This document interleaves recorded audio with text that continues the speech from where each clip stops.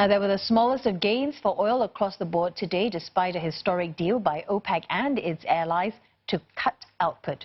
Experts say the big cuts are unlikely to offset a fall in demand caused by the coronavirus pandemic. With about half of the world's population in some form of lockdown, with no one driving, flying, or doing much, global oil demand is estimated to have fallen by a third. And that means the big oil producers still have major challenges ahead to restore market balance. Goldman Sachs has called the agreement historic but insufficient and says oil prices will continue to fall in the coming weeks. Experts are also predicting more volatility ahead. The markets have been left a little bit confused. It will take a while for the market, as you mentioned earlier, coming back from a long weekend to digest everything that happened over the 4 days of marathon talks. And the difference between the 10 to 15 million barrel per day cut that, if you recall, President Donald Trump had flagged more than a week ago, and what actually transpired. So the OPEC Plus have come in closer to the lower end of that range. A big part of this decision had been priced into the markets towards Thursday, going into the long weekend.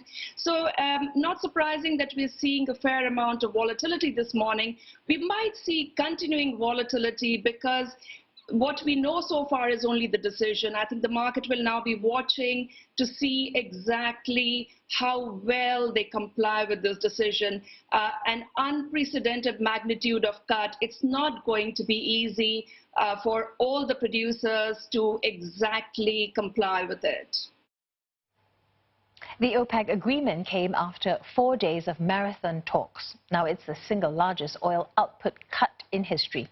Mexico initially opposed the amount it was being asked to cut, holding up the final deal.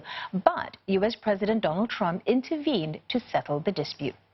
Under the deal, the countries will cut oil output by nearly 10 million barrels a day, starting from next month until the end of June. And this is twice the amount approved during the 2008 global financial crisis. And then from July, about 8 million barrels will be cut per day.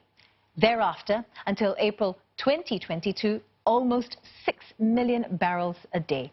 The total cuts could amount to more than 20 million barrels a day, representing 20% of the world's supply. And that's because Saudi Arabia, Kuwait and the UAE are deepening their own cuts beyond what's been agreed upon.